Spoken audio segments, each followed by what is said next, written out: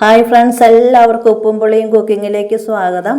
ഇന്ന് ഞാൻ ഉണ്ടാക്കാൻ പോകുന്നത് പാവയ്ക്ക മെഴുക്ക് പുരട്ടിയാണ്. അതിനുവേണ്ടി 2 സവാള, 2-3 വെളുത്തുള്ളിയുടെ അല്ലി, കുറച്ച് തേങ്ങാക്കൊത്ത് ഇതുപോലെ കഷ്ണങ്ങളാക്കി എടുത്തിട്ടുണ്ട്, കുറച്ച് കറിവേപ്പില. ഇത്രയും സാധനങ്ങളാണ് ഞാൻ എടുത്തിരിക്കുന്നത്. ഇനി നമുക്ക് അടുപ്പത്തേക്ക് ഒരു ചീനച്ചട്ടി വെച്ച് 2-3 ടേബിൾ സ്പൂൺ വെളിച്ചെണ്ണ ഒഴിച്ചു കൊടുക്കുക. വെളിച്ചെണ്ണ നന്നായിട്ടൊന്ന് ചൂടായി വരട്ടെ.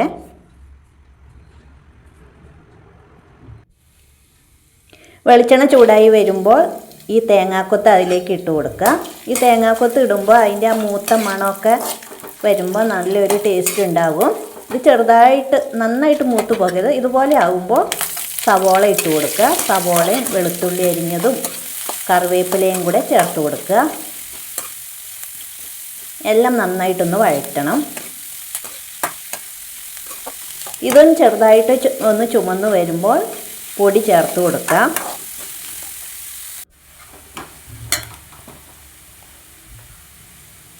അതിലേക്കൊരു 3/4 ടേബിൾ സ്പൂൺ മുളക് പൊടി ചേർത്ത് കൊടുക്കുക. അതൊന്ന് കൂട്ടി ഇളക്കണം. 1/4 ടീസ്പൂൺ മഞ്ഞൾപ്പൊടി ചേർത്ത് കൊടുക്കുക. എല്ലാം കൂടെ നന്നായിട്ടൊന്ന് കൂട്ടി ഇളക്കുക. തീ ചെറുതാക്കി വെച്ചതിന് ശേഷം മാത്രമേ പൊടികൾ ഇട്ട് കൊടുക്കാവൂ. ഒരു നല്ലൊരു മൂത്ത മണം വരും. അപ്പോൾ അതിലേക്ക് പാവയ്ക്ക ഇട്ട് കൊടുക്കുക. എല്ലാം നന്നായിട്ട് കൂട്ടി യോജിപ്പിക്കാം. ഉപ്പ് ആവശ്യത്തിന് ഇട്ട് കൊടുക്കുക. ഞാനിവിടെ ഒരു 1/2 ടീസ്പൂൺ ഉപ്പിട്ട് കൊടുക്കുന്നുണ്ട്. എല്ലാം നന്നായിട്ട് കൂട്ടി ഇളക്കണം.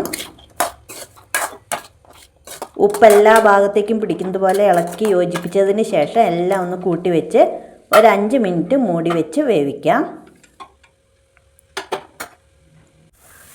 5 മിനിറ്റ് കഴിഞ്ഞതിന് ശേഷം മൂടി ഒന്ന് എടുത്ത് അത് ഇളക്കിയിടുക. ഇനി മൂടി വെച്ച് വേവിക്കേണ്ട ആവശ്യമില്ല. വീണ്ടും ആവിവെള്ളം വീണത് കുഴഞ്ഞു പോകും. ഒരു ഫ്രൈ ചെയ്ത പോലെ എടുക്കാനാണ്. എല്ലാം നന്നായിട്ട് കൂട്ടി ഇളക്കി ഇങ്ങനെ അതുപോലെ ഒന്ന് നിരത്തിയിടുക. ഇനി വേണമെങ്കിൽ ഒരു ടേബിൾ സ്പൂൺ വെളിച്ചെണ്ണ ഒഴിക്കാം. നമുക്ക് ആവശ്യമുണ്ടെങ്കിൽ മാത്രം വെളിച്ചെണ്ണ ഒഴിച്ചാൽ മതി. അപ്പോഴാണ് നന്നായിട്ട് ഫ്രൈ ചെയ്ത പോലെ കിട്ടുകയുള്ളൂ. നന്നായിട്ട് ഇളക്കിക്കൊണ്ടേ ഇരിക്കുക.